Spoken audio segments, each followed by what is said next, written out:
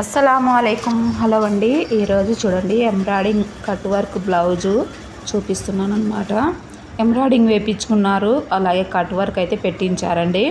ఇక్కడ మధ్యలో నెక్ దగ్గర మధ్యలో ఫ్లవర్స్ ఉన్నాయి కదా, అవి వచ్చేసి హ్యాంగింగ్స్కి అయితే వేయించుకున్నారు.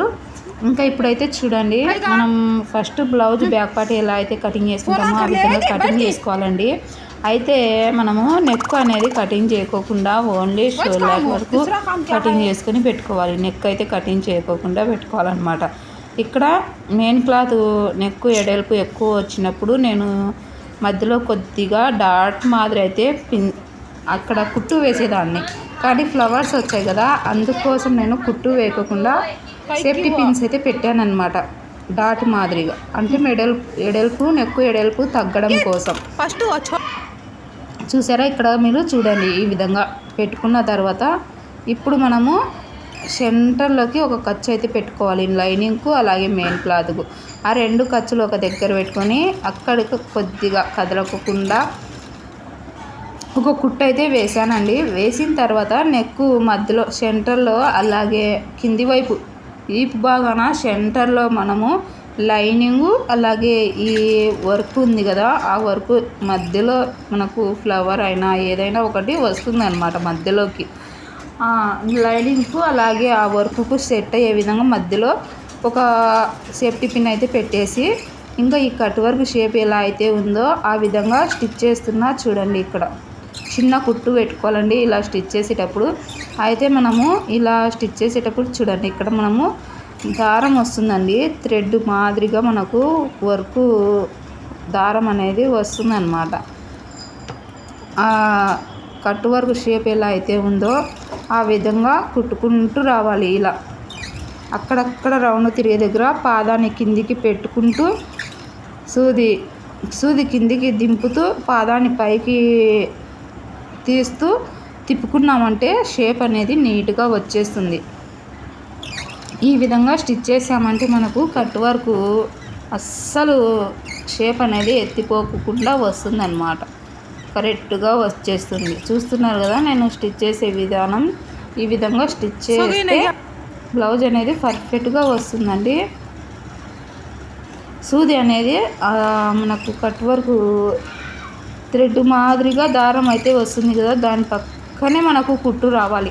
అప్పుడే మనకు పైకి వేస్ట్ క్లాత్ అనేది కనపరాకుండా ఓన్లీ ఆ వర్క్ ఒక్కటే మనకు కనిపిస్తుంది అన్నమాట. మీకు రివర్స్ చేసినప్పుడు అర్థమవుతుంది. ఓకేనా? మీలో ఎవరన్నా మన ఛానల్ ఫస్ట్ టైం చూస్తుంటే లైక్ చేయండి, షేర్ చేయండి, సబ్స్క్రైబ్ చేసుకొని ఫాలో అవ్వండి. మీ ఫ్యామిలీ ఫ్రెండ్స్లో ఎవరన్నా టైలరింగ్ నేర్చుకుంటున్న వాళ్ళు ఉంటే వాళ్ళకు షేర్ చేయండి, యూజ్ అవుతుంది అనుకుంటే. లేదా మీరు స్టిచ్ చేయించుకోవాలనుకున్న వాళ్ళు ఎవరన్నా చూస్తున్నా సరే, స్టిచ్చింగ్ చేసే వాళ్ళకైనా మీరు కొత్తగా స్టిచ్ చేస్తున్న వాళ్ళకైనా చూపించి మీరు ఈ విధంగా స్టిచ్ చేయించుకున్నారంటే మీకు పర్ఫెక్ట్గా వర్క్ అనేది వచ్చేస్తుంది. నెక్కు చూస్తున్నారు కదా, ఈ విధంగా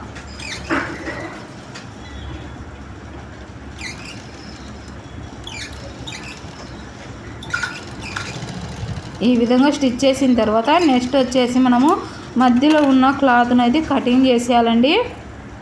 ఇదిగోండి, ఒక పాదం హాఫ్ ఇంచు కానీ పాదం ఖర్చుతో కానీ క్లాత్ ఎగస్ట్ పెట్టుకొని ఈ విధంగా కట్ వర్క్ షేప్ ఎలా అయితే ఉందో ఆ విధంగా కటింగ్ చేసుకుంటూ రావాలి. చూడండి, ఇలా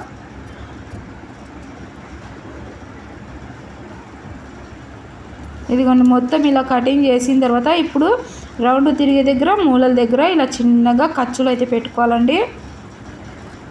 కుట్టు తెగకోకుండా జాగ్రత్తగా నిదానంగా ఖర్చులు అయితే వేయాలి. ఇలా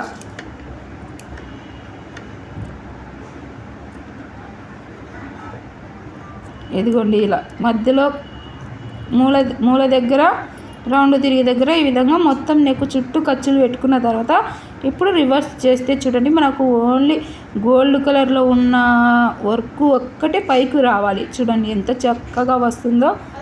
మొత్తం ఇలా పైకి రివర్స్ చేసేయండి. ఇప్పుడు పై కుట్టు అయితే వేస్తే వేయచ్చు, లేదంటే వదిలేయచ్చండి.